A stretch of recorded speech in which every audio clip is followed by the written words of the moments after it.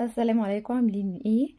رمضان كريم عليكم يا رب. وخلاص العيد قرب، فعشان كده حبيت اعمل لكم ريفيو عن نوع جديد كحك نزل من العبد، وهو الكحك الميني. هقول لكم كل حاجة عنه، سعره وهو طعمه كويس ولا لا، وهل في فرق بينه وبين الكحك العادي ولا هو.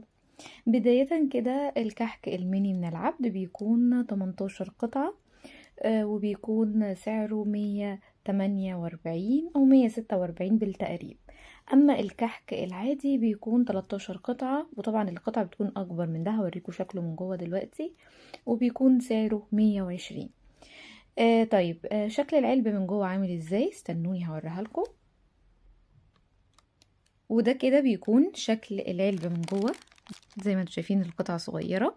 بنكون حاطين معاه سكر بودر، وادي العلبة بتاعة السكر، وادي قطع الكحك. هوريها لكم قطعة قد ايه. دي قطعة الكحك. فيعتبر من رأيي يا جماعة ان انا ملقتش الصراحة في فرق بينها وبين الكحك العادي، اللي هو الحجم الطبيعي المتوسط.